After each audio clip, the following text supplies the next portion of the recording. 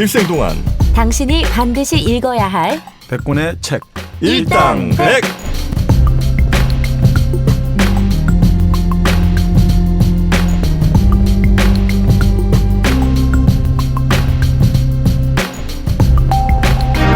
일생 동안 당신이 반드시 읽어야 될 100권의 책 일당백 70번째 시간이 시작됐습니다. 안녕하세요, 정프로고요. 안녕하세요, 정민현입니다. 말에는 똑같습니다. 네, 정박입니다. 네, 70 보통 우리가 나이로 따지면 고이 아니겠습니까? 아닌가? 고이? 맞습니다. 맞죠? 고이연? 고이연. 그렇죠. 네. 네. 일본에선 또 커피를 고이라고 하고. 지금 바로 들어갈 건 아니죠? 깜짝 놀랐네. 고이. 자, 70번째까지 드디어 왔습니다. 일단 일당백. 물론 이제 저희가 100권 이후로 어떻게 될지 모르겠습니다만 100권까지 한 30권 이제 남은 거예요. 되게 얼마 안 남았다 싶으면서도 네. 한 30권 하려면 우리 한 1년 더 해야 되나 이제? 뭐 1년까지 해. 아니 30주면 뭐 7개월.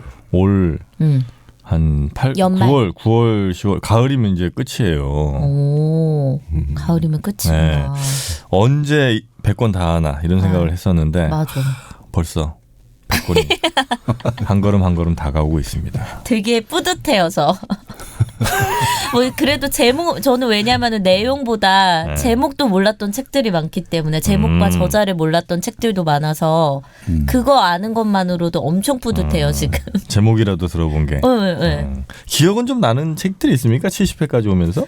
그 내용보다는 뭐 생각의 지도 지난번에 얘기해 주셨듯이 그러니까 그런 식으로 예전에는 그런 책 자체를 아예 안 들어봤었거든요. 책 제목을. 근데 지금은 책 제목과 저자 정도는 안다는 거. 그리고 정박님이 한 3-4번 말씀하신 거는 나도 이제 대충. 좀 그리스 신화 이야기라든지 그렇지. 뭐 아큐 이야기 뭐 이런 거 좀 기억 안 납니까? 정신승리. 아큐 정전 그 큐가 변발을 큐라고 했다라는 것만 기억나. 뭐 기억하세요? 아큐 효과가 정전에서? 있어. 네. 저는 아큐 정전에서 네. 처남 동생 재수 씨. 재수 씨, 네. 네, 재수 씨 취한 거 좀 기억납니다. 아 재수 씨가 취했었어요? 아니 아큐 취한 게 정전에서? 아니라 그 저 재수 씨 그 저자가 그죠? 네, 제자가 목욕하는 장면을 재수 씨랑 또 그렇게 해갖고 둘이 그래요? 형제 사이가 안 좋아졌잖아. 네. 나 그건 기억이 안 나네. 난 그런 것만 기억나. 각자 자기가 원하는 정보만 취합하는 그러니까 듣고 걸로. 싶은 것만 듣나 봐. 아, 진짜. 그게 어디예요, 근데? 네. 자, 하여튼 저희가 70번째까지 왔고요.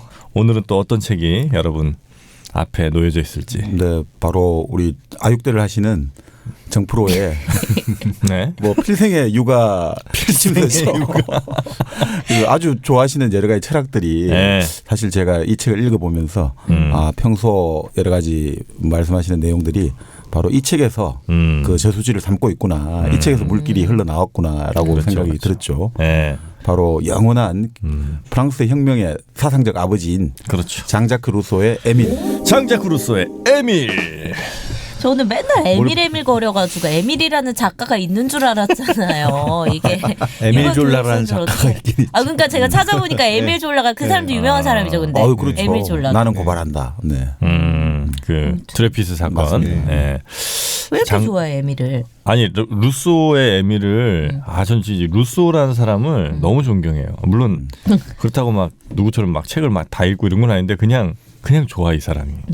루소가 성선설 주장했던 사람이에요? 맞습니다. 뭐야 너? 나도 그 정도는 알아. 성선설 성악설은 열심히 외웠다고 학교 다닐 때. 루소도 알았어? 루소는 들어봤어요. 에밀은 못 들어봤고. 아 그래요? 루소가 그 사회계약론. 그렇죠. 맞아. 네. 그래서 인간 자연 상태에서 어떻게 이제 국가가 만들어지고 네. 뭐 그런 얘기들 쭉 거기에 있는 거 맞죠? 뭐 자신을 가져요. 사회계약론과 에밀이 둘 다 1762년에 출판됐는데 그래요? 한 달 사이로 둘 다 나왔죠. 그래서 이 두 책이 나오자마자 금서로 낙인이 찍히고 루소는 일종의 체포영장이 떨어진 거죠. 그래서 루소가 몸을 피해서 어딜 가죠? 스위스로 다시 가고. 돌아가죠. 네. 루소는 원래 프랑스 사람. 스위스의 제네바 출신이죠. 제네바. 이름이 왜 루소예요? 스위스란 데가 독일말 쓰는 데도 있고 여러 개 프랑스, 이탈리아말 쓰는 데도 있고 뭐 이렇게 되니까. 그래요. 그러니까 그쪽에 제네바에 태어났다가 어릴 때 바로 태어나자마자 열흘 만에 어머니가 돌아가셔가지고 그렇게 참 어렵게 살다가 이제 프랑스로 땅으로 와서 여러 가지 경험을 하면서 결국 프랑스에서 오랫동안 살았죠. 네네네. 네. 난 왜 모르지? 근데 이건 루소 좋아하는데. 그러니까 이 에밀 내용만 좋아하는 거겠지. 자기한테 또 필요한 정보만 취합했겠죠. 루소의 에밀 여러분께 드디어 이제 들어갑니다. 루소의 에밀. 일단 그 전에 루소라는 이 작가라고 할까요? 철학가라고 할까요? 하여튼 사상가. 아니 이분은 사실 평론가? 뭐라고 설명해야 됩니까? 이제 음악가이기도 하고 작곡가이기도 음악가요? 하고. 네. 노래도 했어요? 작곡을 하고 오케스트라 지휘도 하고. 아 그랬나요? 네. 그리고 시계 수리공, 뭐 견석공도 하고, 외교관 비서도 하고. 전문가네요. 네. 그리고 지금 말씀대로 일종의 소설도 쓰고, 에밀도 뭐 일종의 교육 소설이다 이렇게 볼 수도 있는데, 뭐 그리고 정말 말 그대로 프랑스 혁명, 자유평등 박애라는 이 프랑스 혁명을 만들어낸 대단한 일종의 국민의 주권이라든지 이런 개념들 그리고 일반 의지라 해가지고 만인을 위한 정치 체제라든지 사회 체제가 수립돼야 되고 평등이라는 것들. 그러니까 우리가 예전에 우리 불교할 때 축의 시대란 말을 배웠지 않습니까?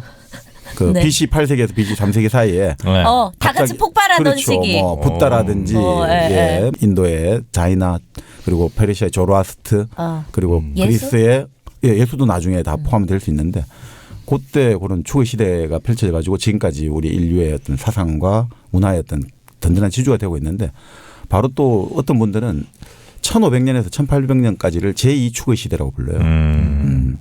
뭐냐면 이때 우리가 그 신분제 중세 신분제라든지 계급 사회였지 않습니까? 네. 그 신분 사회를 타파하는 프랑스 혁명, 미국 독립전쟁 이런 어떤 어마어마한 민주주의라든지 자유와 평등 이런 이념들이 다시 한번 폭발하는 시대였다는 거죠. 과학의 엄청난 발전과 함께.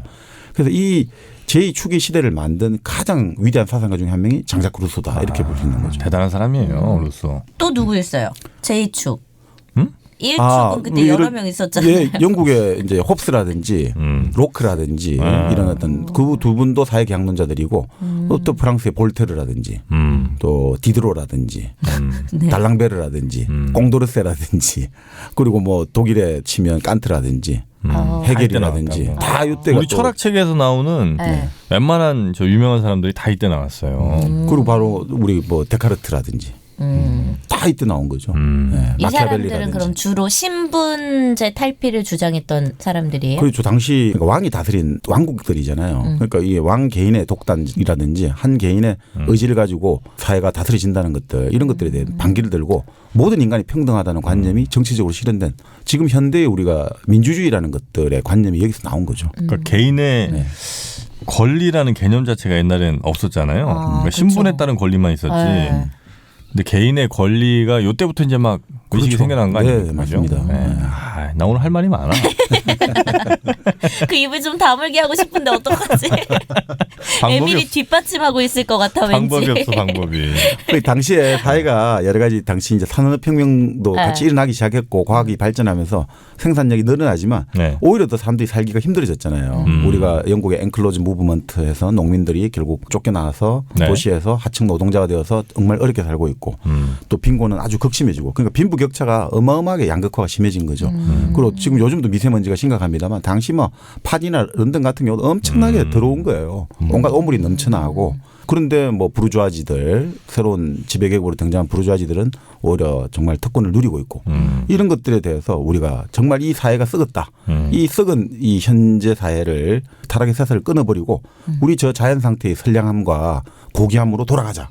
우리 그래서 인간이 가진 존엄성과 아름다움을 회복하자. 이게 바로 루소의 자연으로 돌아갈 것을 촉구하는 메시지가 된 거죠. 네. 여러분은 지금 정박, 정민영, 정프로 그리고 마돈이 함께하는 일당백을 듣고 계십니다. 자, 이 루소. 일단 뭐 루소라는 사람이 그 아까 스위스에 태어나서 프랑스에 쭉 있다가 금서 지정되고 나서 이제 다시 스위스로 갔다가 또 스위스에서도 탄압을 받으니까 영국으로 갔죠. 그래서 영국으로 가서 또 좀 있다가 다시 프랑스로 돌아와가지고 참 평생을 흔히 말해서 파란만장, 우여곡절 정말 지식인의 전형인 거죠. 항상 사회와 부딪히고 특히 이 사람은 이제 당시에 유행하던 귀족이라든지 그 좀 요즘으로 치면 재벌이나 이런 사람들이 좀 문학이라든지 예술가들 후원해 주지 않습니까? 네. 그 후원을 좀 거부를 했다 이렇게 보거든요. 루소가? 네, 뭐 완전 거부한 같지는 않은데 그러다 보니까 이런 거죠. 사상의 독립을 이루기 위해서는 재정의 독립부터 이루어야 된다. 내 지갑이 누군가에 의해서 지갑이 채워진다면 내가 내 하고 싶은 이야기를 할 수가 없지 않냐 이거죠. 아, 멋있지 않아? 그렇죠, 그렇죠. 근데 그래서 이제 참 어렵게 살았거든요. 그래서 사실 루소가 우리가 흔히 말하는 사회계약론으로 참 유명한데 바로 여기서 이제 그 첫 문장이 그렇게 나오지 않습니까? 사회계약론이 뭐야? 사회를 개항하자야? 사회라는 것들이 계약. 사회계약론. 사회계약론. 계약할 때.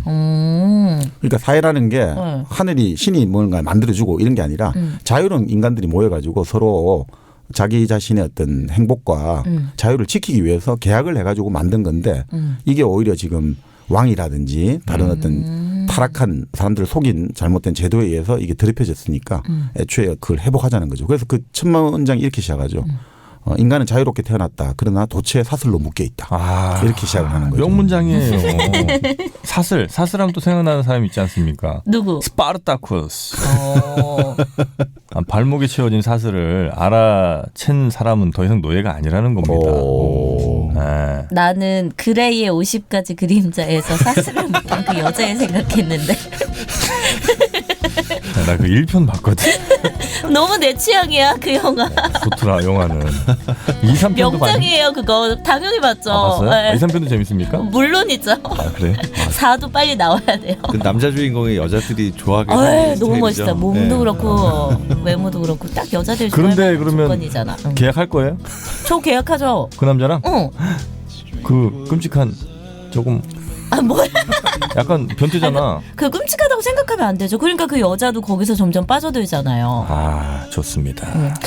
어쨌든 정민여의 취향. 네, 여튼 온 몸이 도처에 사슬로 묶여 있다. 이 당시에 살았으면 난 잘 살았겠다. 사슬에 묶여가지고 그냥 질질 끌려다니면서. 지져. 네, 그렇게 해서 네. 자 그렇게 루소가 하여튼 대단한 뭐 소설가도 하고 그러니까 교육학자도 될 수 있는 거죠. 네네. 참 한마디로 말해서 인간에 대한 모든 것들을 탐구하고 연구한 사람이다 이렇게 볼 수가 있겠죠.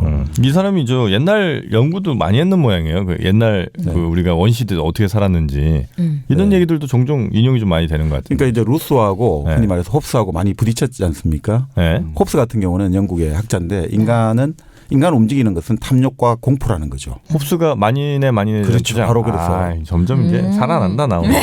그럼 이 사람은 벌로 다스려야 한다. 이거겠네. 벌보다 이제 자연 상태에서 인간은 지금 말씀대로 만인과 만인이 투쟁 상태에 있다는 거죠. 자연 상태에서 만나면 서로가 서로를 죽이려고 한다. 성악설. 그렇죠. 일종의 성악설이 되는 거죠. 그런데 루소는 그게 반대하는 거죠. 자연 상태에서 인간은 아주 고귀한 야만이라는 거죠. 아주 서로가 도와주려고 그러고 동정심을 가지고 있고 그렇게 아주 고귀했는데 자연재해라든지 인구가 많이 늘어나면서 어떤 무리생활, 공동생활을 하면서 이게 타락하기 시작했다. 이렇게 보거든요. 계급이 생기고. 그렇죠. 그 사유재산과 전쟁이 발생하면서 노예가 만들어지니까 그게 계급이 생겼다. 이렇게 보는데 그 홉스하고 루소하고가 상당히 대극적인 인물이죠. 네. 근데 현대에서는 여러 가지 연구를 해보면 홉스가 좀 더 맞지 않은가. 아 그래요? 이런 이야기도 나오죠. 홉스야 홉스. 근데 여전히 또 아직 그 연구가 또 계속되고 있는 거니까. 네. 근데 결국 이 재미있는 게 결국 그 루소라는 사람이 결국 인간학자잖아요. 그래서 인간을 어떻게 하면 인간의 본성을 어떻게 파악을 하고 더 나은 사회, 더 평등하고 자유로운 세상을 만드는데 자기가 모든 것을 바쳐서 연구를 한 사람인데 그래서 결국 교육론에서 인류 최고의 교육학에서 명제라는 에밀을 썼단 말이죠. 책의 원제가 에밀 또는 교육론이에요. 원제가. 에밀이 근데 무슨 뜻이에요? 사람 이름이죠. 그렇죠. 그래요? 자기 자식 이름 아닌가? 이게 여기서 네. 가상의 인물을 설정한 거예요. 에밀이라는 에밀이라는 아이예요. 아이인데 아이 자기가 이제 일종의 사고 실험이라고 해야 되죠. 자, 내가 지금 이 아이를 태어나서부터 결혼할 때까지 이 아이를 키우는 것, 교육하는 것들을 이걸 시뮬레이션 하는 거죠. 그렇죠. 뇌에서. 혼자 생각을 그냥 곰곰이 한 걸 쓴 거예요. 그렇죠. 에밀이라는 귀족 출신의 고아다 이거죠. 그렇게 설정을 가상의 인물로 설정하고 자 얘를 처음 태어나서 젖을 먹이는 유모를 구하는 것부터 시작해가지고 얘에게 이제 짝을 찾아주는 것들, 소피라는 짝을 찾아주기까지의 그 과정을 쭉 한번 이렇게 태어나서부터 결혼하기까지 과정을 한번 루소가 아주 자유롭게. 그러니까 이게 한 우리 번역 본 경우 보통 한 500페이지 정도 되거든요. 네. 그런데 이 책을 읽다 보면 놀라는 게 참고 문헌이나 인용이 거의 없어요. 그러니까 자기 어떤 생각만 가지고 쫙 500페이지를 쫙 기술하는 거죠. 이게 대단한 거죠. 그럼 이게 체험 수기 같은 게 아니라는 거예요? 자기 상상으로 이걸 상상이지만 거예요? 결국 경험이나 자기 사색이 깔려 있는 거죠. 실제로 그럼 이 사람은 애를 많이 키웠어요? 거기서 이제 이 역설이 발생하는 거죠. 벌써 역설이 발생해요. 그러니까 바로 루소는 사람들이 당대에도 막 비웃었거든요. 네. 루소가 처음에 이 볼테르의 책을 읽고 볼테르 같은 사람이 되고 싶었거든요. 프랑스 바로 계몽사상가의 거두죠. 볼테르 같은 경우도 아주 비판도 많이 하고 또 많은 사람들이 비판을 했는데 특히 에밀을 쓰니까. 네. 왜냐하면 이 사람이 결혼 생활하면서 아이가 5이 생겼는데 네. 그 아이가 생길 때마다 전부 다 고아원에 내다 버렸거든요. 이거 무슨 반전입니까? 왜요?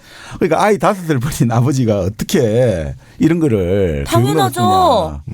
그래서 나중에 해명을 해요. 어떻게 네. 해명하냐면 내가 정말 열악한 경제 여건에서 잠깐만, 엄마 있었어요 일단? 있죠. 근데 부인. 왜 버려? 그러니까 이제 네. 이게 자기가 변명을 하는 거죠. 네. 내가 이거는 비난받아야 할 제약이 아니다 이거죠. 내가 동정받아야 되는 불행이다. 왜냐하면 내가 지금 열악한 내가 진짜 집안 살림이 어려운데 아이 키우는 그 소중한 책임을 완수할 능력이 없다는 것은 비난받을 일이 아니라 불행이다 나의. 특히나 뭐냐면 내가 집안 걱정하고 아이들에 대한 근심을 가지고 한다면 내 일을 하려면 평안해야 된다 이거죠. 근데 이런 집안 걱정과 아이들 근심하면 내가 이기적이네 진짜. 내가 어떻게 작가라는 직업을 계속 내가 유지할 수 있겠느냐. 네. 그리고 내가 만약 가족을 부양해야 된다면 내가 하기 싫어하는 치욕스러운 모욕적인 일을 해야 된다. 귀족과 부자의 비서가 되든지 그런 일을 해야 되는데 그렇게 되면 이렇게 되는 거 아니냐 이거죠. 내 아내와 아이가 정말 그 귀족과 부자가 고열을 빨아먹는 불쌍한 사람들 그 사람들한테 결국 내가 악당이 돼가지고 돈을 버는 거 아니냐. 그러면 아이들 입장에서는 악당 아버지를 두는 것보다는 고아로 자라는 게 낫다고 생각했다. 고아로 자라는 게. 그래서 내가 부양한다고 아이들을 부양한다고 내 자유를 포기한다면 나는 아이들을 정오하게 될 것이고 또 내가 후원자들의 호의를 거부한다면 아이들이 나를 정오할 것이다. 그래서 그냥 고아원에 버리는 게 낫지 않겠나. 이거 무슨 이거 뭐 말도 안 되는 똥 같은 말입니까, 정영진 씨? 그 사람들이 네. 특히 이제 많은 뭐 지식인들 사상가들이 자기가 알고 있는 것과 자기가 행동한 것의 괴리가 굉장히 큰 경우가 많아요. 이 사람이 제일 큰 것 같아. 내가 봤을 때. 이 사람이야말로 아는 것과 그러니까 자기가 아는 것 그리고 자기가 믿는 것 자기가 옳다고 생각하는 것과 네. 정확하게 행동이 일치한 사람이에요. 사실 누가 아이를 버리고 싶었겠어. 하지만 그러지 않고서는 자기 자유를 위해서. 아니지. 이기적인 그런 판단이라기보다는 만약에 좀 아까도 얘기 나왔지만 내가 그냥 이 아이를 키우고자 마음을 먹어요. 그러면 내가 어딘가에서 일을 해야 되는데 네. 내가 뭐 아주 부자로 태어나지 않은 이상은 네. 무슨 귀족이나 이런 사람들 밑에 들어가서 내 신념과 배치되는 일을 하면서 살아야 되는 거예요. 그럼 난 나쁜 놈이 되는 거잖아. 그러면 나는 얘들을 미워할 거 아니에요. 그러니까 내가 아이 때문에 희생을 했다라는 그렇죠. 것 때문에요. 그렇지. 그리고 이제 만약에 그렇지 않고 내가 내 생각 그대로 믿으면서 애들을 키운다면 애들은 극심한 가난 속에 막 굶어 죽거나 아니면 뭐 병들어서 이렇게 될 텐데 그러면 아이들이 나를 미워할 것이다. 차라리 공교육 시스템에 아이들을.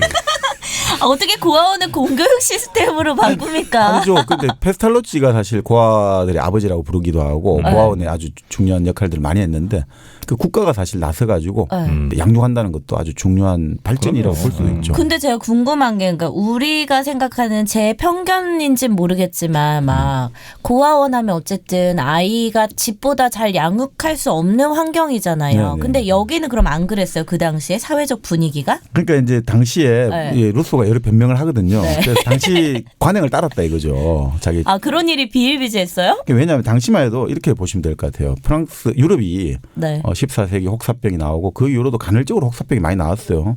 예를 들어서 17세기 1666년 뉴턴이 그 당시 그때 이제 중요한 만류인력의 법칙을 발견한 아주 좋은 해인데 그 1666년만 해도 그때 지구가 멸망한다 했거든요. 6차 세계. 세계다 이래가지고. 그래요? 근데 왜 그러냐면 그 당시 또 패스트가 돌기도 하고 그냥 계속 간헐적으로 이런 그래서 사람들이 많이 죽고 이러니까 그런 분위기가 팽배했거든요.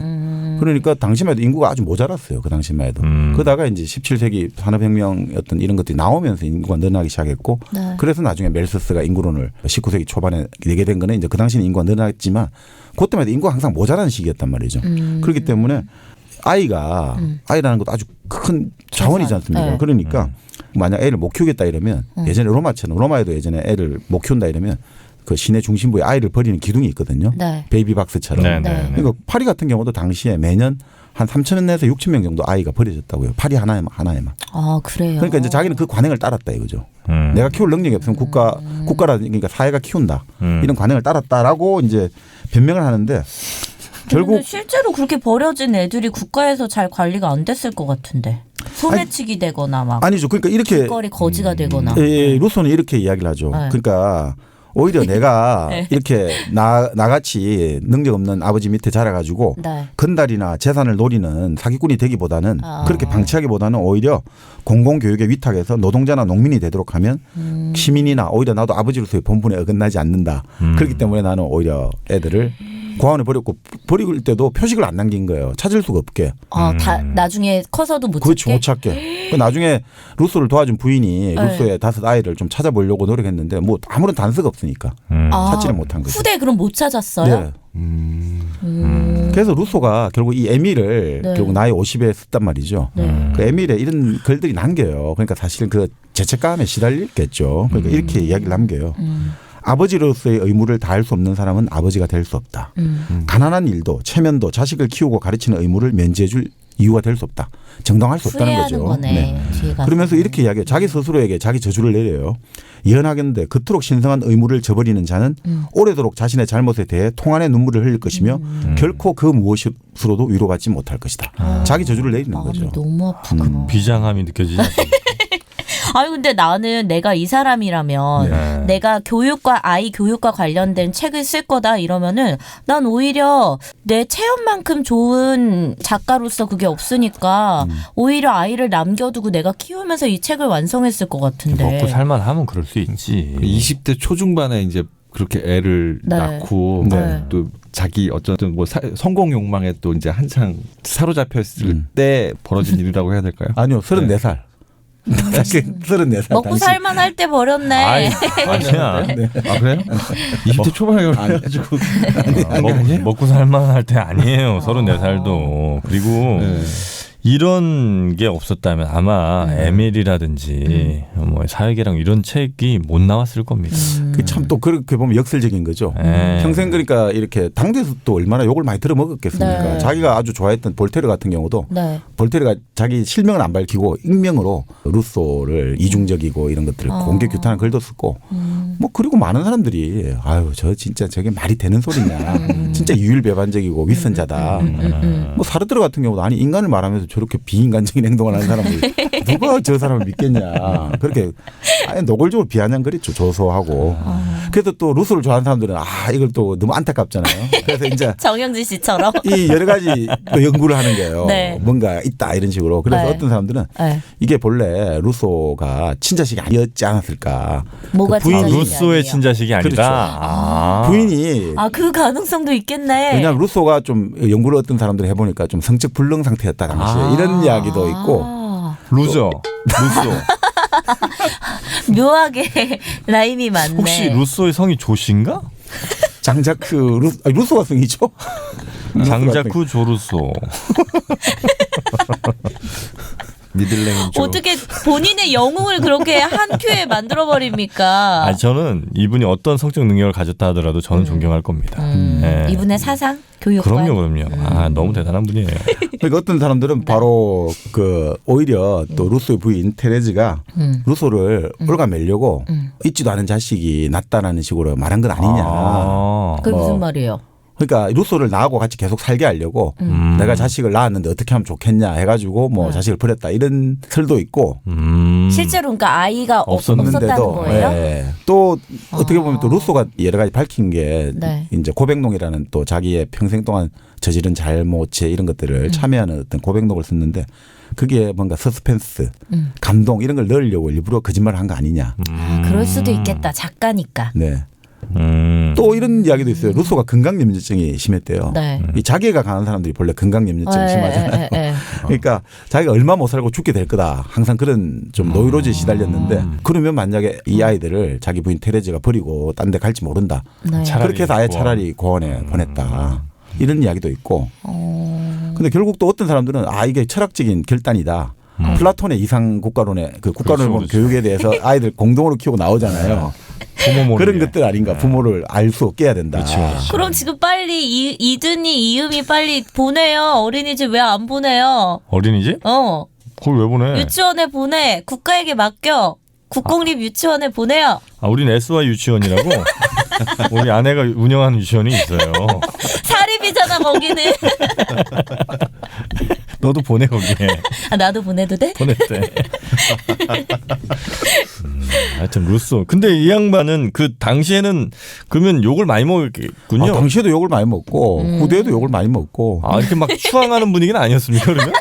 정영진 씨만 추앙해 지금. 아니죠. 근데 이제 바로 1789년 프랑스 혁명이 일어났지 않습니까? 네. 그 프랑스 혁명에서 그 공포 정치를 이끌었던 로베스피에르. 아. 로베스피에르는 바로 루소야말로 우리 혁명의 아버지고 자기의 어떤 정신적 지주다 해가지고 그런 애들이 진짜 존경하고 왜 있어. 별로예요 이 사람? 로베스피에르? 네. 굉장히 그 잔혹한 앞잡이. 혁명가들이 보통 좀 좋아했던 것 같더라고요. 나도 박근혜도 뭐 되게 좋아했다고 그러고. 왜 좋아했지? 혁명가들이 사상적 기반을 마련해 줬나 그렇죠. 보지, 바로 루소가. 이 모든 인간은 평등하게 태어났고 그 평등을 위해서 우리는 그런 세상을 만들어야 된다니까. 그거 얼마나 좋겠습니까? 혁명가 정영진 씨. 그러니까 호불호가 굉장히 강했군요. 그 루소가 냉대를 많이 받았지만 네. 그렇지만 나중에 네. 이제 프랑스 같은 경우는 로마의 판테온 신전해가지고 신들이 다 모이는 그 로마 그걸 흉내내가지고 프랑스 파리의 팡테옹이라고 프랑스에 정말 위대한 업적을 남긴 사람들을 이제 거기에 유해를 안장하지 않습니까? 우리 지금 국립묘지 이런 거겠죠. 아주 거기에 지금 루소가 딱 들어가 있죠. 그렇습니까? 볼테르, 루소, 에밀 졸라 이렇게 몇 명 안 되는데 누구 있어요 또? 볼테르, 루소, 에밀 졸라 그리고 저기 그 문화부 장관했던 이제 앙드레 말로 이런 사람들. 그러니까 문화예술 사상가들은 한 몇 명 안 된다고 해요. 근데 그 중에 들어가는 거죠. 물론 볼테르보다는 조금 그 화려함이 떨어지지만 네. 볼테르가 아주 화려하게 그 방통에 안장돼 있고 그 맞은편에 이제 루소가 있지만 뭐 어떻든 정말 지금도 보니까 프랑스 딱 파리 한가운데서 나라를 지키는 일종의 우리 문무대왕함처럼 그런 거죠. 다 그 언제든지 이 프랑스의 정신과 혁명을 꺼지지 않는 불꽃이 되어서 딱 있는 거죠. 지금 보니까 에밀 때문에 거기 들어간 건 아니야. 이 프랑스 혁명 때문에 거기서 높게 평가받는 거지. 에밀은 아닌 것 같아. 에밀 아주 많은 인사이트를 주는 책이에요. 네. 자, 무슨 내용이 진짜 궁금하네. 네, 뭐 루소 잠시 루소. 아무래도 인간 루소가 과연 누군지 우리가. 루소는 1712년 제네바에서 아버지는 시계수리공. 그 어머니가 좀 상류층이었다고 해요. 그 제네바시의 종교 장관의 딸이었다고 하거든요. 종교 장관이 따로 있어요 거기는? 그때는 제네바가 바로 그 유명한 칼뱅. 장칼뱅, 켈빈. 켈빈이 다스리던 도시였죠. 그러니까 아주 그 도시가 살벌했지 않습니까? 그 당시 칼빈 다스리던 그 전통이 이어져 내고 오고 있었죠. 종교 장관의 딸. 네. 그런데 열흘 만에 엄마가 산후조리를 잘못해가 돌아가셨어요. 고모가 키웠는데 아버지가 좀 방탕하고 좀 싸움을 잘했다고 하더라고요. 그 얘가 10살 때 싸움하다가 다른 도시로 도망을 친 거죠. 루소가? 루소의 아버지가. 그러니까 아빠도 루소가 도망갔어요? 네. 그러니까 루소가 외삼촌 댁에 갔다가 외삼촌 댁에서 뭐 키우기가 힘들었는지 어떤 목사 댁에 또 자기 사촌하고 같이 보낸 거예요. 목사 댁에 갔다가 또 목사 댁에 좀 거기서 있다가 법원 서기 밑에 들어가서 이제 견습공 같은 거 있지 않습니까? 사제, 도제 전통이 있잖아요. 네네네. 이렇게 법원 서기 그 역할을 하다가 또 시계 금속하는 사람 밑에서 시계 수리 이런 것들 기술 배우다가 조각장 견습공 하다가 그 어느 날 제네바 그 당시 성문이 닫히잖아요. 몇 시가 되면 문이 닫히지 않습니까? 좀 시간이 늦어가지고 딱 못 들어갔구나. 들어가야 되는데 문이 닫히니까 갑자기 못 들어가니까 에이 해가지고 갑자기 떠나버린 거예요. 준비하고 간 것도 아니고. 네, 그냥 이렇게 된 김에 충동적으로. 뭐 그냥 여러 가지 생활이 힘들었겠죠. 맨날 뭐 천대받고 그 정말 형편없고 비참한 생활을 하다 보니까 막 학교를 제대로 다니고 있는 거 아니군요. 전혀 아닙니다. 전혀 아니죠. 불만이 쌓일 대로 쌓여 있어. 폭발했나 보죠. 문 닫힌 거 보고 자기 인생의 문이 닫힌 같은 느낌이 들어서. 그래서 프랑스로. 네, 그래서 그 프랑스에 갔는데 프랑스 안시에 갔는데 거기서 참 이 사람 생애에서 아주 큰 역할을 했던 바랑 부인을 만나거든요. 이때가 16살인데 네. 그 바랑 부인은 29였는데 이 바랑 부인을 만나고 정말 완전 이 사람한테 엄청난 도움을 받는 거죠. 이 바랑 부인 집에서 이제 글 공부도 하게 되고 책도 하게 되고 그리고 바랑 부인을 정말 어머니라 불렀죠. 13살 차인데. 물론 나중에 22살에 이제 거기서 끝내요. 거기 22살에 바랑 부인하고 바람이 났네. 바람이 났죠. 네. 바람 부인이랑 바람이 바람이 났어. 그래서 이거 너무 뻔하잖아. 이렇게 되면 6년 참은 게 어디냐 그래. 16 들어가서 22살까지. 이 부인이 참은 게 대단한 거예요. 근데 부인이 네. 그 나중에 자기 루소가 그 참여록 같은데 여기 해고한 걸 보면 그 부인을 처음 만났을 때 매력적인 얼굴, 친절함이 가득한 크고 아름답고 푸른 눈, 눈부신 표정과 고혹적인 목의 윤곽. 그 순간 나는 그녀의 것이 되었다. 이렇게 첫인상을 이렇게 설명하죠. 이 바람 부인을 만나서 결국 거기서 이제 정말 좋은 어떤 나름 제 시간을 보내게 되는 거죠. 네. 그래서 사색을 하게 되고 책을 읽게 되고 자 그렇게 하면서 그 이후로 이제 또 자기 삶을 찾아야 되지 않습니까? 그러니까 가정교사로 들어갔다가 뭐 오케스트라 지휘자도 했다가 음악 선생도 했다가 군인의 시종도 들었다가 뭐 온갖 일을 하는 거예요. 그래서 네. 또 과학 실험도 좋아해가지고 화학 실험하다가 이게 또 폭발 사고가 일어나가지고 병석 신세를 지기도 하고 온갖 일을 다 하다가 정말 이제 청운의 뜻을 품고 1741년 29세 나이에 파리로 상경을 하는 거죠. 그 전까지는 좀 프랑스 시골에 있다가 프랑스도 있고 뭐 이탈리아 쪽도 있고 뭐 온갖 이제 일을 하면서 돌아다녔는데 네, 파리에 입성. 그렇죠. 선생님을 한 적은 그럼 없어요? 아이들 가정교사, 가르쳤던- 가정교사. 가정교사. 그리고 음악 선생 역할을 좀 했죠. 네. 거기서 이제 그 44년에 파리 하숙집에서 이제 테레즈라는 자기 평생의 동반자를 만나게 되는 거죠. 당시 하숙집 세탁부로 일하고 있었는데 네. 뭐 어떻게 만나가지고 결국 45년부터 동거 생활을 하는 거죠. 근데 이때 그런 이야기를 해요. 내가 결혼을 할 수 없는데 평생 너를 버리진 않겠다라고 약속을 해요. 그게 무슨 얘기예요? 결혼 안 했어요. 결혼을 안 했어요. 동거만 한 거죠. 그래서 애를 낳은 거죠. 진짜 그래. 앞서갔어 시대를. 동거 문화. 근데 죽을 때까지 같이 살고 네. 나중에 죽기 10년 전에는 결혼을 이제 한 거예요. 혼인 신고를 한 거로 나오죠. 왜 혼인 신고를 안 했어요? 근데 괴테도 돈이 그랬잖아요. 없어서? 괴테도 네. 예전에 우리 파우스트 이야기를 드렸습니다만 요때 지식인데 괴테는 1749년에 태어났거든요. 네. 괴테도 나중에 동거를 하고 나중에 결혼했잖아요. 나이 듣게 들어가지고. 이때는 선 동거 후 결혼이 약간 트렌드였나 보다. 지식인들 사이에서. 그랬나 봐요. 네. 그래서 결국 이제 1760년에 아주 기념비적인 책을 냈고 네. 사회계약론과 M를 냈고 그 이후로 또 여러 가지 순환 생활을 일종의 망명 생활도 하고 도피 생활도 하다가 다시 파리에 돌아와서 1778년 뭐 우리 나이로 치면 67이죠. 네. 그때 침대에서 떨어졌단 말도 있고 식탁에서 떨어졌단 말도 있는데 이게 넘어지면서 머리를 부딪혀서 결국 저 세상으로 갔다 이렇게 됐죠. 뇌졸중인 거죠. 뇌졸중이 됐죠. 근데 부인이 참 멋있는 말을 해요. 그러니까 부인한테 그렇게 호강시켜준 남편은 아니었지 않습니까? 네네. 그리고 아이도 키울 기쁨을 빼앗아간 남편인데 부인은 그런 이야기를 하죠. 내 남편이 성인이 아니라면 도대체 누가 성인이란 말인가? 세인트. 우리 남편 성인이다 이거죠. 그러니까 딱 그런 말을 들은 거죠. 네. 그래서 혹시 아까 그 부부관계가 성기능이 안 좋다고 했잖아. 그래서 그러니까 성인이지. 이거 비꼰 거야 와이프가. 그래 너 참 성자다.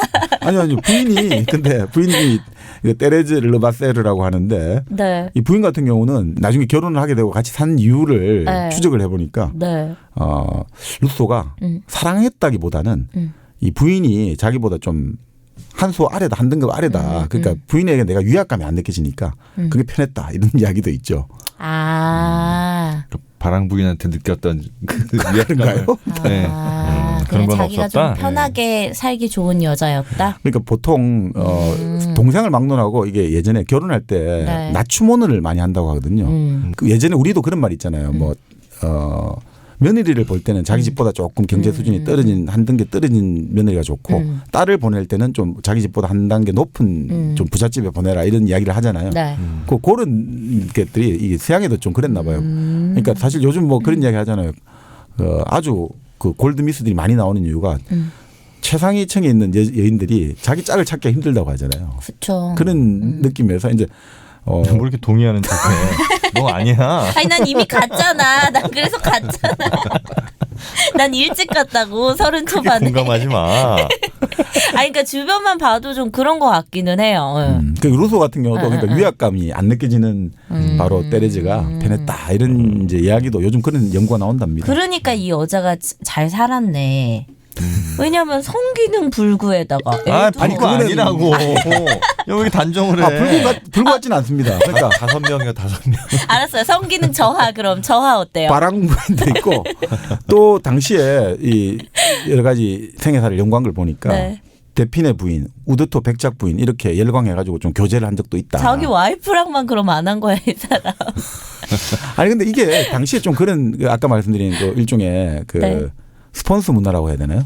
스폰서라기보다는 페이트론 후원자 문화 있지 않습니까? 그러니까 귀족 부인들이 그게 스폰서 아니에요? 그렇죠. 뭐 후원을 해주는데 그 볼테르 같은 경우도 그 영국 망명을 하고 있을 때 그 샤틀레 후작 부인이 많이 도와줬거든요. 뭐 돈으로 도와주고 지적으로도 많이 도와주고 네네. 그런 것들이 당시에 귀족 부인들 좀 부유한 처지에 있는 부인들이 예술가라든지 학자라든지 이런 사람들을 좀 후원해 주는 게 그런 경우가 많았다고 해요. 근데 궁금한 게 그러면 그때는 그렇게 후원해 주는 게 네. 지금은 좀 그게 성적인 거랑 결부돼서 좀 창피한 숨겨야 되는 부분이잖아요. 네네. 은밀한 네. 곳에서 네네. 이루어지는 거잖아요. 이때는 그런 건 아니었어요. 예, 그런 건 아니지. 아니었죠. 야, 지금- 건전한. 그럼 지금도 봐봐요. 건전한 것까지는 모르겠는데요.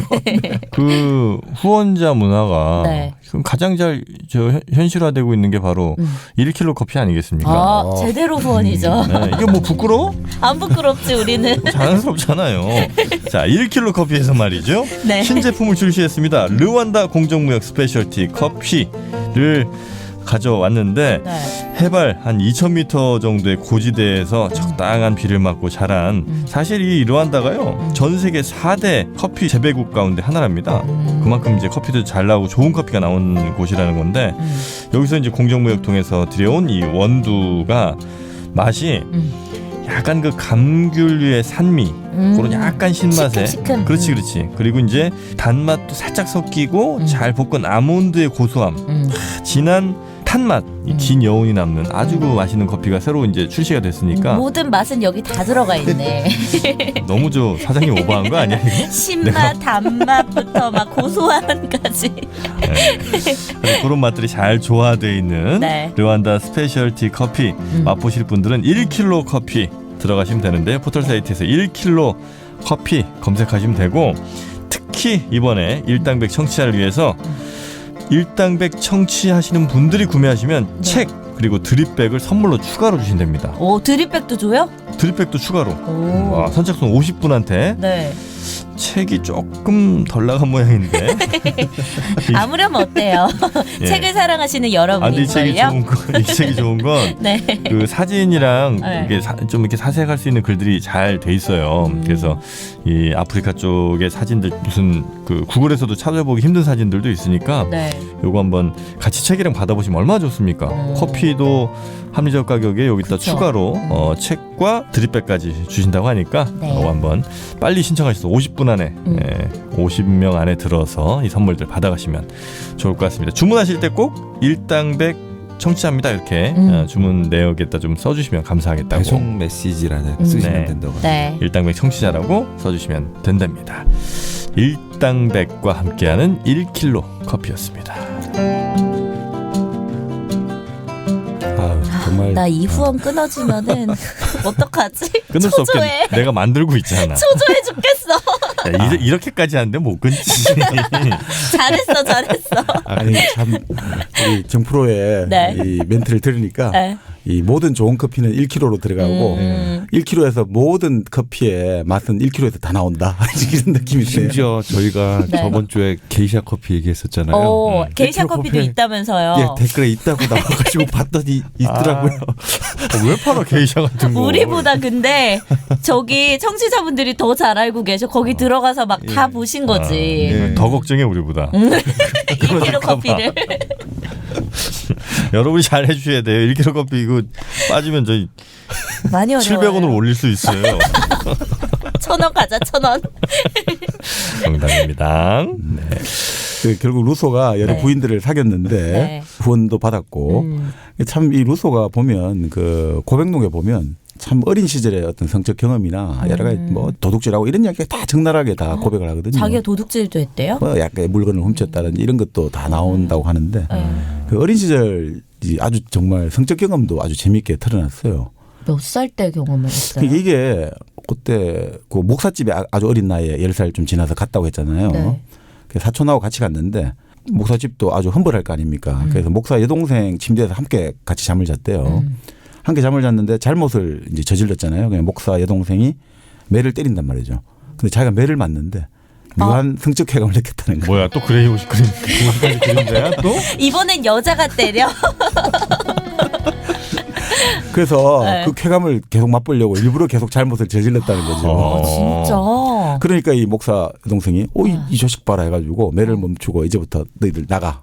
다 마루에서 잠자 이런 식으로 그렇게 쫓아냈다. 이런 것까지 정말 다 고백을 하고 또 자기가 사실 어릴 때 여자 방에 숨어 들어가 가지고 자기 몸을 바바리맨처럼 보이고 싶은 그 노출증이 있었다. 이런 것도 다 진솔하게 고백을 하고 그러니까 이게 루소를 연구하는 사람들은 그 고백록을 일단 무조건 봐야 돼요.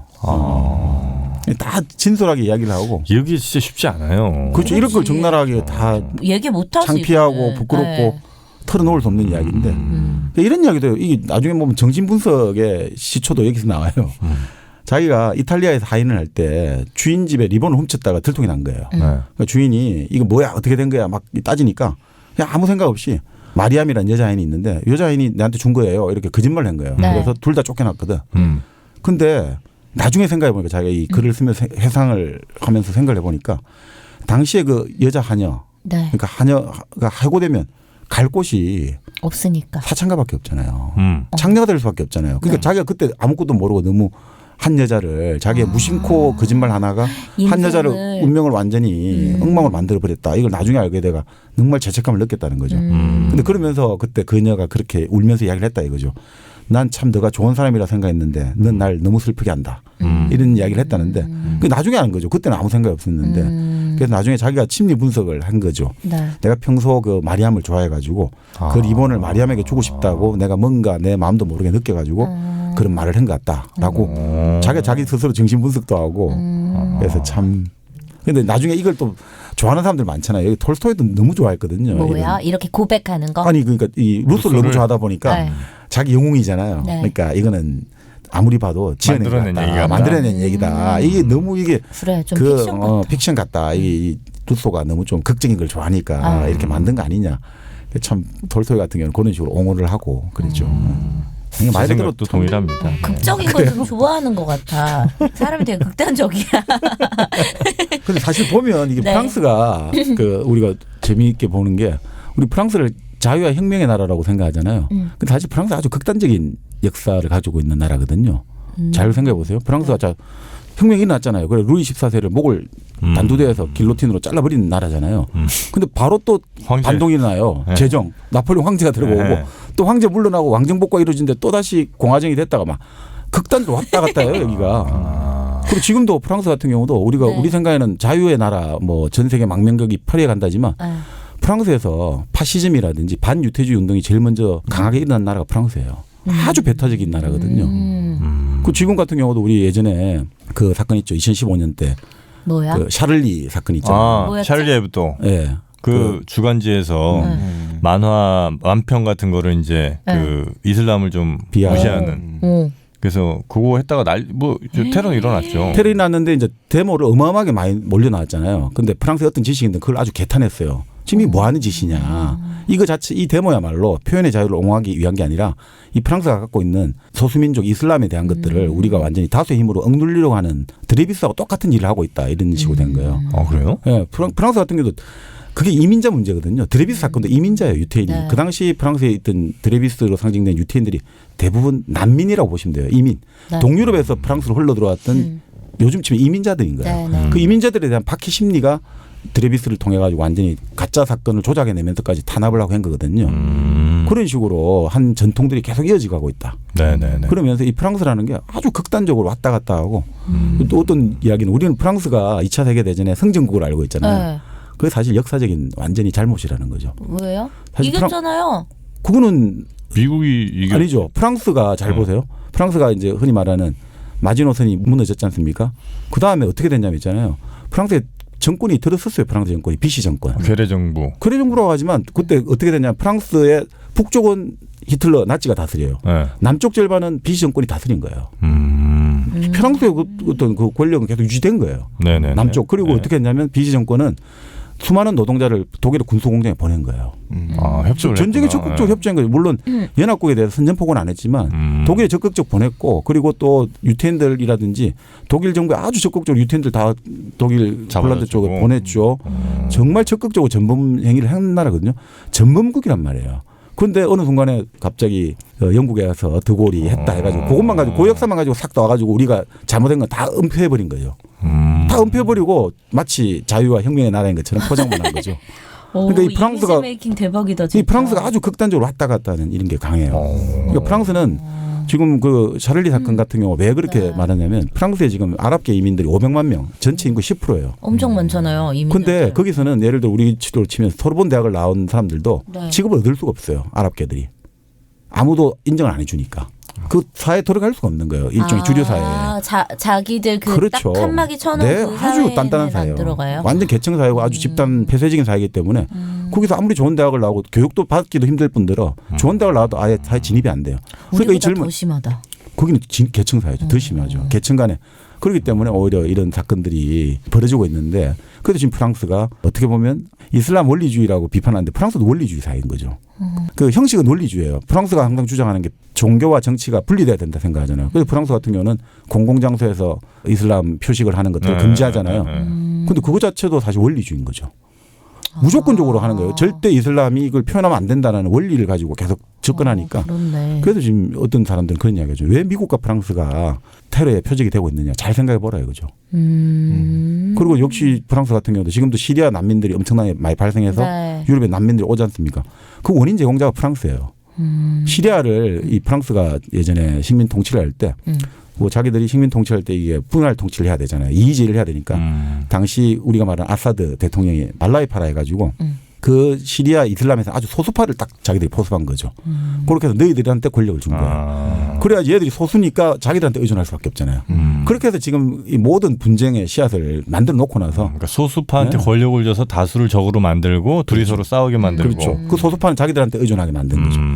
본래 제국주의들이 그렇게 합니다만 그러니까 그런 식의 모든 지금 흔히 말하는 그쪽 나라들을 파탄 국가라고 하잖아요. 지금 국가의 어떤 기능을 제대로 못하는 그 모든 원죄들을 다 저지른 나라들이 있는 거죠. 그런데 지금 자기들이 이제 원인을 난민 문제를 만들어 놓고 나서 그 난민은 절대 못 받아들이고 예를 들어 아랍계가 들어오면 이 사회에서 동화되고 같이 일할 수 있는 기회를 주고 있지 않다. 그러면 계속 충돌이 일어날 수 있죠. 맨날 관용이니 뭐 똘레랑스 이런 그렇죠. 얘기를 하는 거군요. 그것도 있다는 거죠. 그런 측면도 있다는 거죠. 그래서 프랑스 사회가 우리 정신 분석학에 배웠지 않습니까? 억압되려고 하잖아요. 그러니까 프랑스 사회는 그 사회적으로 억압을 시키려고 하잖아요. 그런데 우리 정신 분석학의 제일 원칙, 억압된 것은 반드시 돌아오려 한다. 그래서 이런 게 터져 나오는 거 아닌가. 라고 분석하는 분들도 네. 있다. 또 한 5번 듣다 보면은 나도 알게 되겠죠? 방금 내용? 네. 방금 내용 사실 막 단어도 그렇고, 그러니까 대충 흐름은 알게 그러니까 프랑스가 보이는 게 다가 그 자유, 평등 이런 게 다가 아니다라는 그 논점만 알지. 그 사이에 담긴 내용. 그러면 됐어. 이것만 알아도 되는 거예요? 됐어요. 듣는 분들도 부담 갖지 마세요. 그거면 됐습니다. 여러분이 지금 이해하시는 만큼이면 됐어요. 네, 그러니까 뭐 하여튼 그런 식의 극단적인 네. 문화들이 분명히 존재하고 있는 것이고, 그러니까 사실 루소 같은 경우도 어떤 보면 그 지점에서의 어떤 로베스피에르라든지 한 지점에서 그 프랑스의 좋은 부분을 대표하는 사람이다라고 볼 수 있죠. 그러니까 오히려 자기들이 프랑스 사람들이 살아서는 루소를 그렇게 무시하고 박대를 했는데 네. 오히려 지금의 역사에 있어가지고 루소야말로 프랑스가 내세울 수 있는 최고의 인물인 거죠. 그렇지 않습니까? 보편 이념을 제시한 거죠. 평등이라는. 그러니까 그런 면에서 보면 참 그 또 특히나 루소가 그렇게 파란만장한 경험을 했기 때문에 그게 네. 바로 정프로 말씀대로 인간의 본성이라든지 사회제도라든지 신분제 이런 비판적 안목을 키우는 정말 좋은 걸음이 되지 않았나. 그러면서 도움이 되지 않는 과거는 없다라는 걸 보여준 사람이 루소죠. 일당백 재밌게 듣고 계시죠? 좋아요, 구독하기, 댓글 달기, 후원하기 꾹 눌러주세요. 루소는 혹시 자신의 뭐 사상적 배경 같은 게 있나요? 예를 들면 예전 네. 뭐 자신도 누구한테 뭐 배운 어떤 철학적 근거가 있어서 평등 뭐 이런 개념을 좀 고안을 해냈다든가. 루소 같은 경우는 여러 이제 볼테르 같은 경우에 많이 도움을 받았는데 볼테르의 책 같은 거에 영향을 네. 좀 받았군요. 근데 가장 루소에게 영향을 준 사람은 플라톤이라고 볼 수 있어요. 플라톤. 네. 그러니까 플라톤 같은 경우가 그 당시 위기에 처한 네. 아테나이를 어떻게 하면 살릴 것인가 이런 아주 어떻게 보면 구체적인 문제를 가지고 철학적인 전개를 한 사람이지 않습니까? 국가론을. 네. 근데 국가론을 보면 결국 그거잖아요. 모두가 어떻게 하면 잘 사는 사회를 만들 것인가. 그래서 플라톤이 했던 게 통치자 계급, 철인 정치를 해야 되고 네. 철학자 왕이 돼야 되고 그다음에 수호자 계급, 전사는 이렇게 키워야 되고 그다음에 생산자 계급, 농민이라든지 이런 생산자들은 어떻게 해야 되고 거기에 따라 가지고 어떤 식으로 아이들을 키울 것인가. 집단제로 키우고 교육은 어떻게 할 것인가. 그러니까 이 에밀도 5부에 걸쳐서 단계별로 교육을 이렇게 해야 된다고 하는데 네. 그게 바로 플라톤에서 영향을 받은 거죠. 아. 플라톤이 사실은 이제 어릴 때는 제일 처음에는 자유롭게 키워가지고 네. 뭔가 이런 기본적인 영혼에 대한 아름다움을 알려주고 네. 그 다음에는 전쟁 교육해가지고 육체의 아름다움 이런 육체의 용맹 이런 걸 알려주고 그 다음에는 철학을 공부하기 전에 뭐 기하학이라든지 이런 기초 철학 공부를 하게 하고 그다음에 철학의 변론 공부를 하게 하고 이런 식의 단계별 교육이라든지 연령에 따른 단계별 교육을 플라톤이 제시했는데 그걸 그대로 사실 받아들인 거죠. 그러니까 플라톤의 영향을 많이 받았죠. 플라톤도 어떻게 보면 예전에 우리 플라톤 할 때 약간 공산주의 필이 난다라고 했잖아요. 그래서 사실 자본가들 입장에서는 네. 플라톤 그리고 루소, 마르크스가 너무 연결된다 이거죠. 특히 네, 루소의 사상이 마르크스라든지 후대 커뮤니스트들에게 아주 영향을 많이 준다 보는 거죠. 왜냐하면 평등이니까. 그렇죠. 이 사람은 평등하고 자유가 같은 건데 그런데 이제 결국 그 지점에서 평등이라는 것들. 루소의 핵심은 일반 의제가 모든 국민에게 모든 사람을 다 잘 살게 만들어야 되고 그 모든 사람이 잘 살게 하기 위해서 그 다수의 어떤 이익을 관철하는 체제를 만들어야 된다고 보거든요. 그러니까 자본가들 입장에서는 아주 이게 불쾌하게 되는 거죠. 네네. 플라톤 다시 들어봐야겠어. 우리 이거 하도 예전에 했던 거라서 저 기억이 하나도 안 나거든요. 그러니까 이게 저 진짜 일당백을 아는 분들은요 네. 한 10번씩 들어요. 네, 이게 평소에도 그냥 안 들려도 틀어놓는다고. 그 자세가 중요한 겁니다. 잘 때도 이게 틀어놔야 되지만 네. 그냥 어디 이제 막 움직일 때 있잖아요. 바빠서 뭐 스마트폰 할 시간이 없을 때, 일할 때, 이럴 때도 그냥 틀어놓는 거예요. 그러면 그게 아주 미세하게나마 본인에게 영향을 준다는 겁니다. 그 정용진 씨 몇 번이나 들어요? 저요? 네. 나는 많이 바빠요? 많이 바쁘잖아요. 아침 방송도 아니 근데 우리가 진짜 그게 좋은 것 같아. 예전 거를 다시 찾아서 들어볼 그럼. 수 있으니까 네. 그게 너무 좋은 것 같아. 그 지금 이제 우리가 계속 책을 우리가 이 회차가 전개되면 전개될수록 계속해서 이제 교차되는 느낌이 많이 받지 않습니까? 예전 연결이 맞아요. 좀 네. 되는 느낌? 맞아. 그렇죠. 어느 정도 이제 우리가 횟수가 양이 채워지다 보면 이게 네. 결국은 계속해서 이제 일종의 네트워크가 형성되는 거죠. 예전 책하고 이런 것들이 계속해서 생각도 나고 서로 네. 연결되고 그런 것들이 또 우리 지적 발전에 아주 좋은 자극이 되고 있죠. 맞아. 좋아. 어떻게 이제 네. 그 시대적 배경을 조금 시대적 배경을 조금. 그러니까 왜 루소는 지금 말씀대로 사실 영향을 이제 좀 받은 사람은 이렇게 돼 있는데 네. 그 당시에 루소의 사상은 결국 그 시대가 만든 거잖아요. 그 당시 시대가 17, 18세기지 않습니까? 네. 그때가 흔히 말하는 기존의 왕, 절대 왕정이었죠. 루이 14세. 짐은 그 국가다 이런 시대였잖아요. 네. 17세기 이럴 때. 그런데 요번에 맞아. 일본의 아베도 내가 국가다 이랬죠. 아 그런 말을 했어요? 내가 국가다 이랬죠. 아니 이제 일본의 야당 의원이 막 추궁을 하니까 네. 지금 연금 이렇게 잘못해가지고 국가에 위기가 올 수 있지 않냐니까 내가 국가인데 내가 위기란 말이냐? 뭐 이렇게 답변을 해가지고 무리를 일으켰는데 국가랑 결혼한 분도 계신데. 맞아. 공공장소에 계시고 지금 그래서 국가랑 결혼해가지고. 그렇게 또 되네요. 네. 그러니까 그때가 이제 절대 왕정이 새롭게 이제 민주주의 사회로 이행하는 과정에서 왕실, 귀족 그리고 부르주아라고 하죠. 신흥, 상공, 자본가들. 네. 이 사람들 사이의 권력 관계가 뭔가 투쟁하는 시기. 결국 왕정이 무너지게 되는 거죠. 네네네. 마리 앙뚜아네트가 이때인가? 그렇죠. 루이 16세. 네. 그러니까 그런 기존의 권력 관계가 재편성되는 시기라 가지고 새롭게 뭔가 나와야 되니까 이 새로운 사회를 어떤 정치로 담아낼 거냐. 그러니까 정치 사상, 정치 이론들이 막 쏟아져 나오는 시기였어요. 그래서 홉스, 로크, 몽테스키에 이권 분립을 해야 된다, 삼권 분립을 해야 된다 이런 것들이 구체적으로 막 통치 구조라든지 통치 형태를 둘러싸고 만약 요즘 우리 헌법 개헌한다고 하면 여러 가지 의견들이 백가쟁명식으로 나오지 않습니까? 바로 그런 식이었다 이거죠. 그리고 또 재밌는 게 루소가 태어나기 한 50년 전이죠. 그 아까 말씀드린 1666년에 네. 뉴턴이 여러 가지 자연 법칙을 발견하지 않습니까? 네. 그러다 보니까 지금까지는 우리가 인간이 자신감이 없었어요. 세계나 우주라는 것은 하나님의 섭리다 있는데 인자 그걸 이해할 수 있다 이거죠. 만류인력의 법칙을 보니까 이제 너 과일이 떨어지는 거나 돌멩이가 날아가고 포탄이 날아가고 조수간만 이 세상의 모든 만물의 것들을 운동의 법칙을 이해하겠다. 그러니까 인간이 자신감이 생기는 거죠. 이제 우리 세계를 이해한다. 이해를 하면 통제를 할 수 있다는 자신감이 생기잖아요. 네네네. 그러니까 이제 뭔가 사람들이 제대로 할 수 있다 생각이 들고 자신감이 생기는구나. 또 바로 18세기 초반 1700년 초반에 로빈슨 크루소라는 책이 나왔죠. 그 바로 이 에밀에도 로빈슨 크루소를 극찬을 하는데 추천 도서 1번인데요. 로빈슨 크루소 보면 어떻게 됩니까? 무인도에 인간이 혼자 가도 거기서 내가 질서와 문명을 만들어내잖아요. 그러니까 인간이란 거는 이제 인간이 거의 신의 위치로 갈 수가 있다라는 자신감이 붙게 되는 거죠. 네네. 그게 뭘로 하느냐? 결국 이성을 가지고 우리 인간은 이 세상을 이해할 수 있고 그리고 사실 이게 여기도 1kg 커피하고 관련이 있는데 이때 파리나 런던에서 카페가 만들어가면서 이 커피를 마시면서 이 바로 새로운 세상, 새로운 사회를 만드는 혁명과 과학을 준비하는 논쟁이 엄청나게 일어나기 시작하는 거죠. 그 당시 프랑스 정부나 이런 데는 카페를 감시하기 시작하거든요. 경찰들이. 네. 경찰은 프랑스가 세계에서 가장 잘 발달시킨 나라가 프랑스예요. 감시.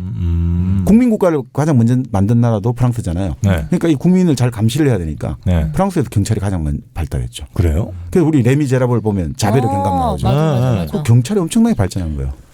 그래서 일본에서 바로 그 프랑스에 가가지고 이 경찰 제도라는 게 좋다 해가지고 그거 배워온 거죠. 하긴 그 파리 그 동네 자체가 네. 데모가 일어나면 진압하기 딱 좋게 설계가 돼 있다고. 네. 그런가? 왜 골목골목이 많아서? 예, 이렇게 한 곳을 몰아넣게 돼 있다고 이렇게 설계가 돼 있다고. 아, 그래요?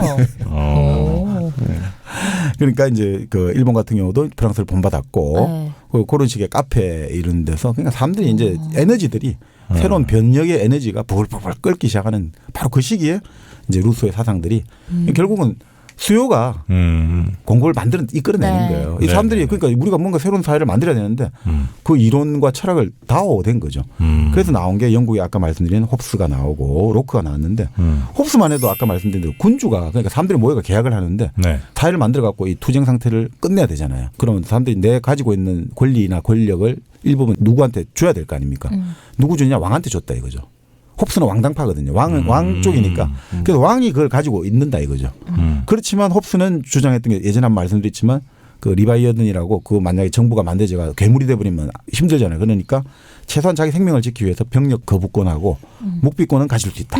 이렇게 이제 본 거고. 근데 왕 쪽이에요.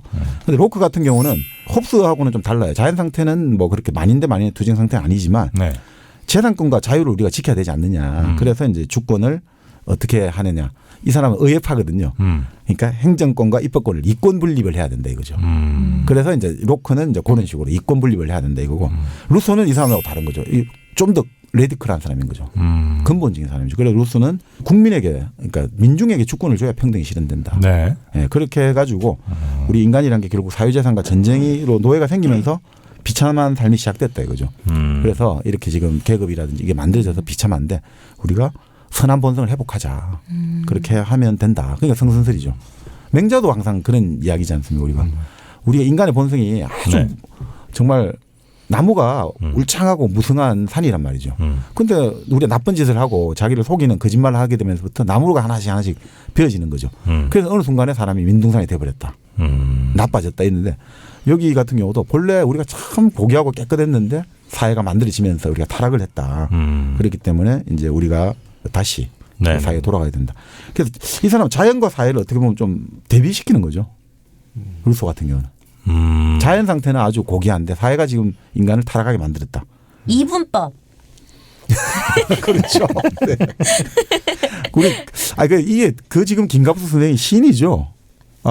시인, 그러니까 책도 썼죠. 아니, 제가 예전에 예전에 지금 대학 다닐 때 그 시를 한번 읽었는데 그때도 시인 김갑수인데 지금 그분하고 그분이에요. 맞아요. 그분이 정박님 대학교 때도 유명했어요? 아니 시를 그때 시집을 냈으니까. 그때 굉장히 아주 데뷔를 하셨으니까. 진짜? 아주 그 뭐랄까 좀 평범치 않은 시를 쓰셨던 걸로 알고 있어요. 저는 그때부터 외우는 시가 있거든요. 뭐예요? 제목은 모르겠는데 네. 이런 제목. 김갑수님의 팬인가 봐. 정박님. 팬이라기보다 그냥 기억이 나요. 네. 이런 제목이었거든요. 루소하고 비슷한 건데 신은 자연을 만들었고 인간은 도시를 만들었다.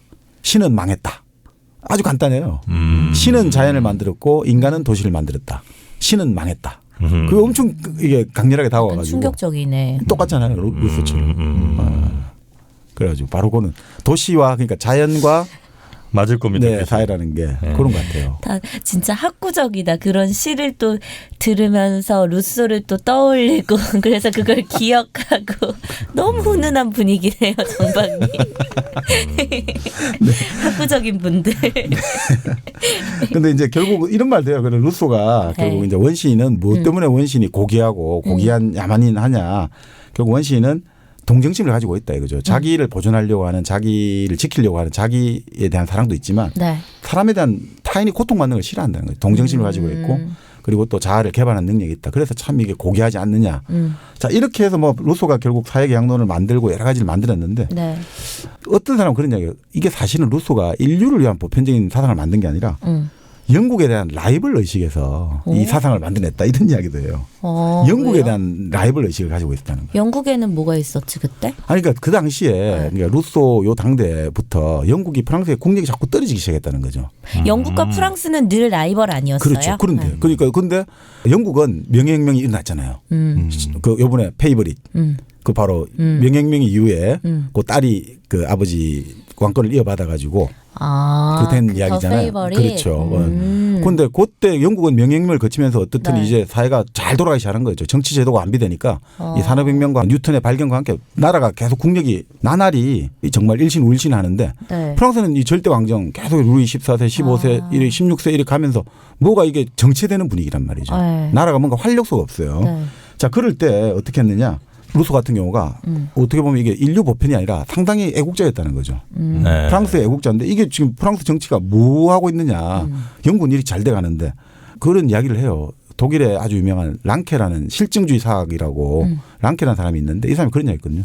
자기가 보기엔 프랑스 혁명은 프랑스가 지금 지고 있다 이거죠. 영국이나 여러 가지 주변 유럽 국가에. 네. 그러니까 이게 뭔가 지니까 사람들의 집단 무의식이 한 방에 이걸 뭔가 엎어버려야 된다.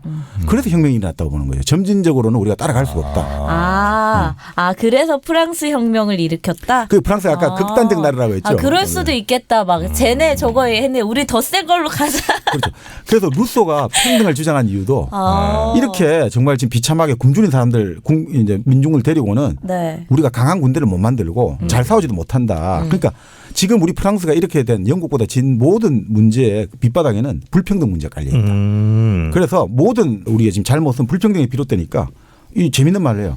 누구도 다른 사람을 돈으로 살 만큼 부자가 되어서는 안 되며 누구도 자기를 팔 만큼 가난해서도 안 된다. 멋지다 이 말. 이게 바로 결국은 사람은 골라야 된다는 거죠. 평등해야지 않으면 문제는 절대 이 나라가 발전할 수 없다는 거죠. 한 번만 더 해주세요. 누구도 다른 사람을 돈으로 살 만큼 부자가 되어서는 안 되며 누구도 자기를 팔 만큼 가난해서도 안 된다. 그렇죠.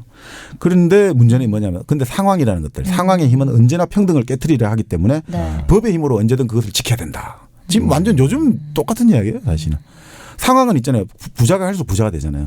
그러니까 갈수록 상황은 평등을 깨트리려 하기 때문에 그래서 법이 마지막 보루로 튼튼하게 이 사회의 평등을 지켜줘야 되거든요. 근데 법이 그것들에 부안해동해버리면 이 사회는 혁명으로밖에 방법이 없다. 이게 바로 루소가 보여준 거죠. 네. 지금은 돈으로 다 사람 사고 스스로를 팔고 하는 세상인데. 맞아.